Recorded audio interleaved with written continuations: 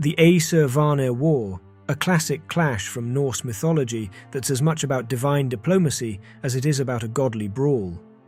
This war wasn't just a skirmish, it was a foundational conflict that set the stage for many of the myths and relationships between gods that we love to ponder over. In Norse mythology, there are two distinct groups of deities. The Aesir, including renowned figures like Odin, Thor, and Frigg, symbolize aspects of power, warfare, and wisdom. On the other hand, the Vanir, represented by gods such as Njord, Freya, and Freyr, embody fertility, prosperity, and life's pleasures.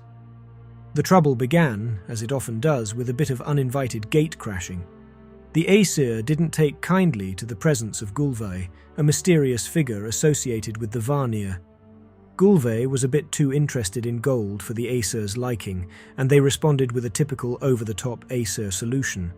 They tried to burn her to ashes, not once, not twice, but 3 times. And each time she was reborn, stronger and more powerful. This understandably irked the Aesir, who saw it as a declaration of war. What followed was a prolonged and bitter conflict, marked by a blend of physical battles and magical confrontations. The Aesir had their brute strength and strategic smarts, while the Vanir had their own brand of magic and guile.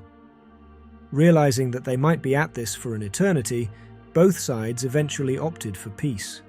In the spirit of ensuring lasting peace, they exchanged hostages. The Vanir sent Njord and his children, Freya and Freyr, to the Aesir. In return, the Aesir sent Honir and Mimir to the Vanir. There were, however, some complications.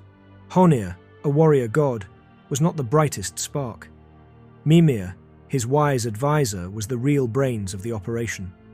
When Mimir was beheaded because the Vanir didn't trust the pair, Honir became fairly useless, causing the Vanir to realize they might have been shortchanged in the hostage exchange. Despite these hiccups, the peace held. Freya and Freyr quickly became integral members of the Aesir, bringing with them their knowledge of magic and adding a bit of Vanir flair to the Aesir's halls. This exchange and integration marked the end of the war and the beginning of a unified pantheon of Norse gods, blending the strengths and attributes of both the Aesir and the Vanir.